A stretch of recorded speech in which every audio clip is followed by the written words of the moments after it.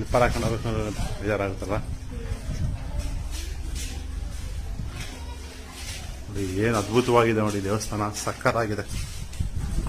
ಏನು ಶ್ರೀಮಂತಿಕೆಯಿಂದ ಇದೆ ಅಂದರೆ ನಮ್ಮ ಹಂಪೆ ಇದೆಯಲ್ಲ ಸೂಪರ್ ಆಗಿದೆ.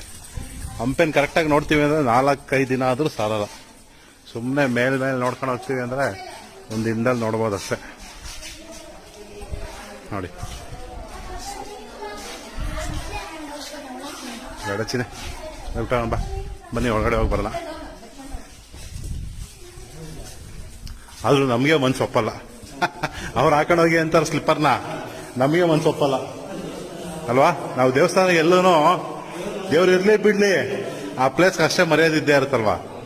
ನಾವು ಸ್ಲಿಪ್ಪರ್ ಹಾಕೊಂಡು ಹೋಗ್ತೀವ ನಮಗೆ ಬೇಜಾರಾಗುತ್ತೆ. ಆ ಒಳಗಡೆ ಹಾಕೊಂಬರಕ್ಕೆ ಒಂಥರ ಆಯ್ತು ನನಗೆ.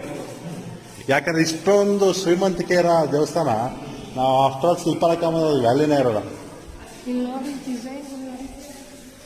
ಏನು ಸುಮಾ ಇದಕ್ಕೆ ಸ್ಲಿಪ್ಪರ್ ಹಾಕೊಂಬಂದ್ರಿ ಅಂತಾರಲ್ಲ ಒಂಥರ ಬೇಜಾರಾಗುತ್ತೆ. ದೇವಸ್ಥಾನಕ್ಕೆ ಯಾರು ಸ್ಲಿಪ್ಪರ್ ನೋಡಿ. ಕುಶರಿ ಕಲೆಗಳು ನೋಡಿ ಹೇಗಿದೆ, ಕೆತ್ತನೆ ಸೂಪರ್ ಆಗಿದೆ.